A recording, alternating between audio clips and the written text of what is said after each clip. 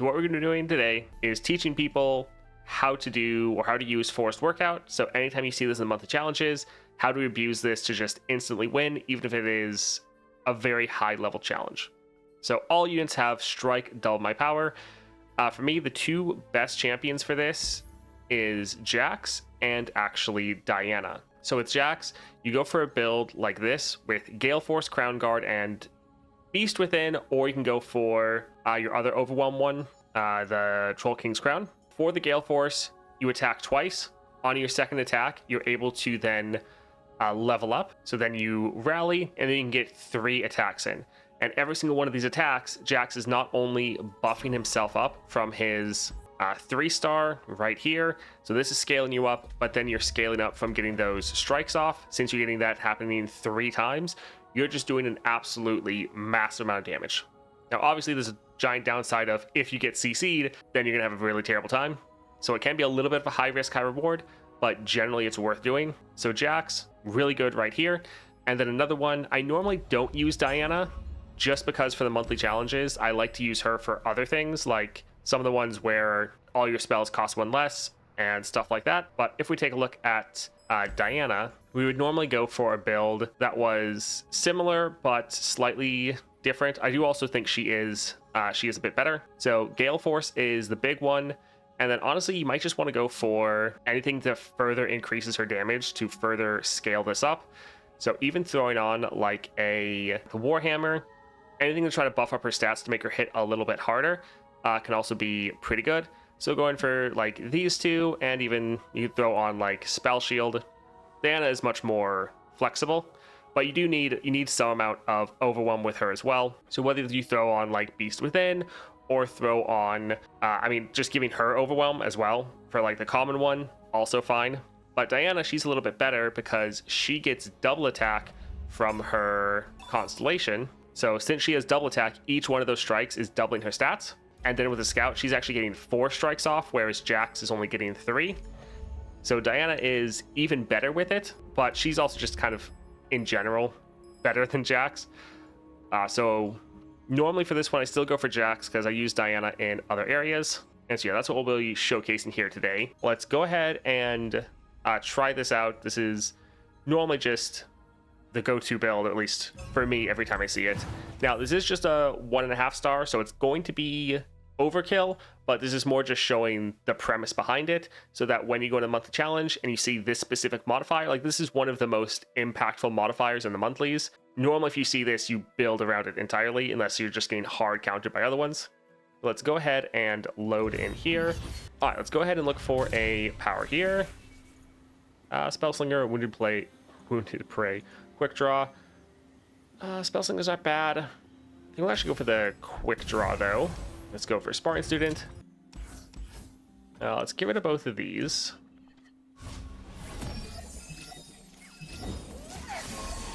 Alright, so we did not get the attack token, so we need to not play our Jax.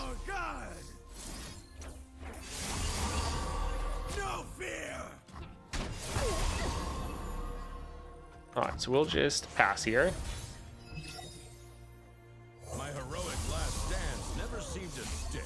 So buffing up our units' power before they strike, so it can be a little bit better, is very good. Here we're just getting our scout attack off. So we're already at 16. Now right here, we're going to attack with all of our units.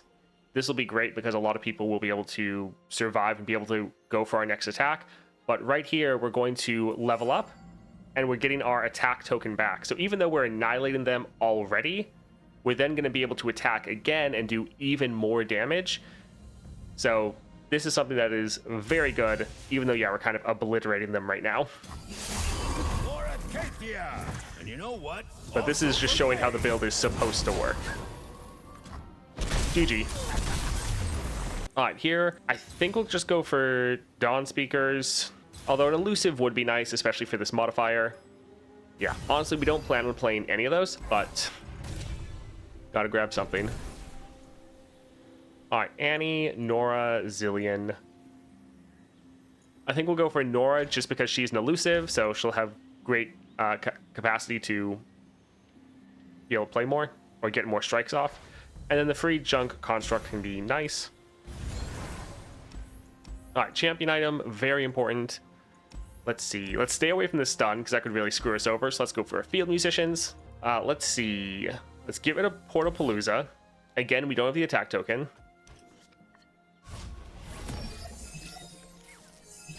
Just like we practiced. I think we'll actually drop our Nora. Sure. Joy is a good look in a book and a cat in a lap. All right, so we're gonna drop this one first, just so that they, if they wanted to play something to kind of mess with us, they can't. All right, so here we drop our Jax. Again, just get his scout attack off first. Then we attack with everything. If we weren't ending, we're getting that rally, and then we're able to really end the game. And you know what? Also for me. Oh, you're in for it. GG. All right, let's see. Let's go for the 1 cost here. Let's go for champion item right here. 4 power and can't block. This is going to be very good for us. For 1, with the Gale Force, we're only able to attack with him anyways, pretty much, because we can't play him on defensive turns unless we get a free attack. But this, since this is all of our power is getting doubled, any amount that we can increase our power exponentially scales. So this will actually be very good. Fey Folk, Gold Chest. I don't think either of these are really going to matter. Unscarred Reaver or Herald of Spring. I think we'll go for Herald. Let's give it a Combat Cook and Hookmaster. We actually have the attack token. So again, we're going to drop this for free, just so that if they had like a stun or something like that, that this would hopefully eat it. All right, scout attack. And just like that, he's already at 22. 1,000 years of battle and I'm just warming up. GG. We'll go for the Flame Spitter. If we can use this on our Jax, it'll really help our damage. Not that we're really needing it right now, but still, if we were needing that help. Max health. I mean, sure, I guess we'll do that. Power or cutting a card. I mean, we already have enough power. I think we're fine. Let's just cut a card for consistency's sake. Yeah, we can give it a Portapalooza and Tom Kench. Let's see. Let's actually re-roll everything. We just need to get Jax. We have the attack token. Okay, that was a close one. Let's drop this one here.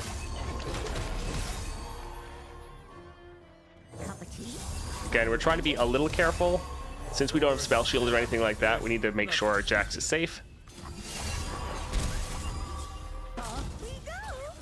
GG. And you know what? Also for me.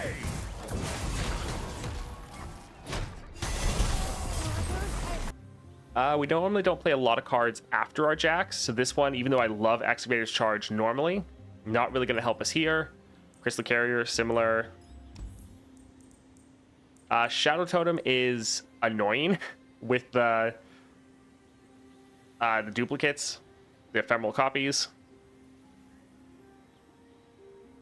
So like it could work, but I think we're fine. I'd love to get like Spell Shield or Double Attack. Okay, that's give us just a massive amount of damage. Nice.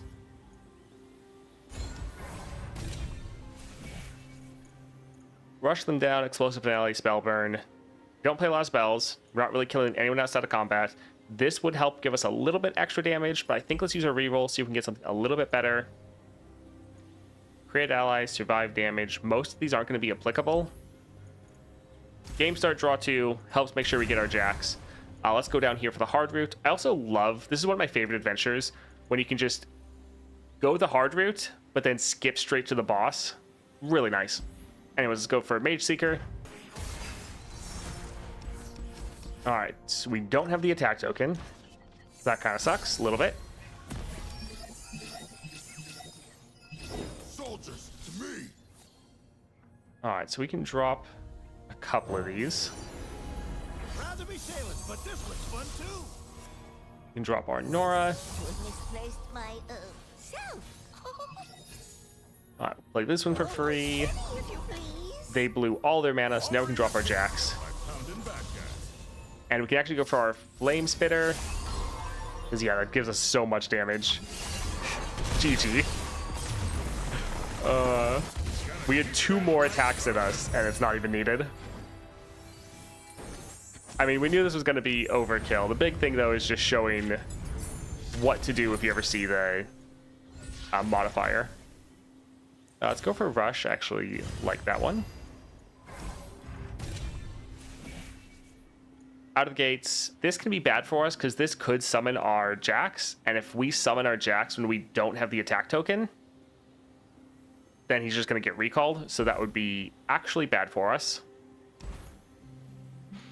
Time and dedication isn't bad, but it is paid. This, I mean, it helps us draw a Jax. Probably going to be close to overdrawing. Let's go for Yasuo.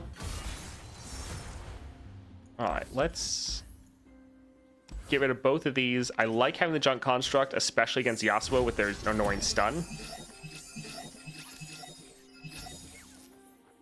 Better get the forge going. All right, they are out of mana. So we'll be able to attack and just end right like this. This is also showing how crazy double attack is with this modifier. GG. All right, that was obviously a lot of overkill, but I just wanted to show when you see that forced workout, this is pretty much my go-to build in the monthly challenges. Even if some of the challenges are like the last 10 or 20, going for a build like this can still be able to get a win in. And normally Jax is not going to be a champion you often want to take into those challenges, but this can be a good way to use just still a 3-star champion to often clear and OTK or end in the first turn a lot of those very tough monthlies.